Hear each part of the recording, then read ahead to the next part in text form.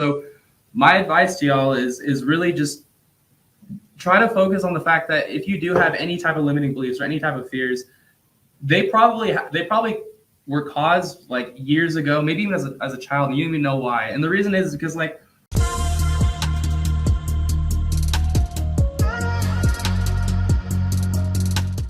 And just to give Devin a shout out, I think it's one of those I wrote in my notes here. Fortune favors the bold, because Devin is kind of just like gotten in and just kind of made stuff happen. So he's been in for what, like almost a year, like since June, a little over a year. A little over a year now. So he's been in for like a little over a year, and he's killing it. He has a 6-figure agency. He's like a coach in Sosa. Over the past week alone, he's added 6 figures with another band member, just from like paid ads and a little bit of SEO. So he's really kind of just like not really taking anything as like an excuse or a reason not to move forward. And he's just going out and he's making stuff happen. And so what do you think like is the like biggest piece of advice that you could give someone, or like what is your story, and like what do you think, like what would you say to someone that was maybe in like you of a year ago? For sure. So like ever since I was young, I've always wanted to like be rich and like have money and stuff like that, and really just be a business owner. I'm definitely not there yet, but the whole idea of being a business owner was like such a bridge that I thought I could never cross. Like I'm going to work my job, and then eventually one day the idea is going to happen, or I'm going to fall into place to own a business and do all these great things I want to do.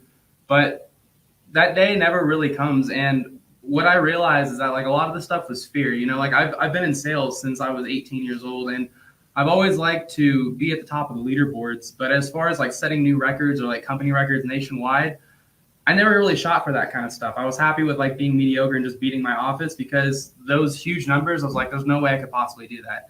And I wish I didn't have that limiting belief back then, because I probably could have done. Actually, I know I could have done that. And it's funny how everything ties together, because now that I'm in BAM and I've been in for a year, those of y'all who are at BAM Jam, you know my motto, NDS, not doing shit. It's a really weird concept, because like I want a lot of shit done, but I don't want to do any of it. And so I figured out how to get that done through BAM. And it's been such an amazing journey, just like focusing mostly on sales at the beginning. If I hadn't hopped into Sosa right away and been able to get all those sales under my belt, there's no way I would have been able to have like the speed I had getting into outsourcing and really jumping not only from employee to self-employed, but really quickly from employee to self-employed to business owner. And the next step is investor, which is what I'm shooting for and really what I'm doing with a lot of these businesses now. So my advice to y'all is really just try to focus on the fact that if you do have any type of limiting beliefs or any type of fears, they probably were caused like years ago, maybe even as a child, and you don't even know why. And the reason is because like our brains are computers, you know, and they have filters. And I talked about this a little bit before if you guys were on my call for Sosa this morning, but they're like filters. And every day we're having billions and billions of bits of data hitting our brains, and we're not noticing half of it. Like you guys are sitting in your computer chairs right now. You have signals coming from your leg telling you that your chair is touching you. You didn't really realize that until I said it. You're probably like, oh yeah, I can feel my legs on my chair. That's the filter working. If you're at a concert or you're at a festival or something, or you're at a crowd, you're looking for a friend, and they go, hey, I'm wearing a yellow hat.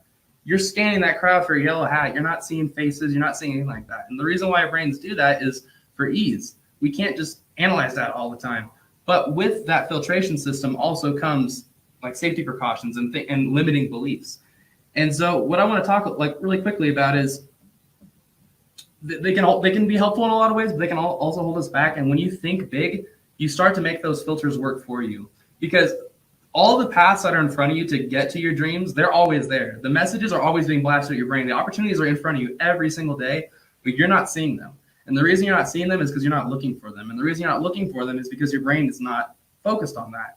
So the reason why I was able to, me and Alex were able to close these big two deals these last weeks is because we thought it was possible.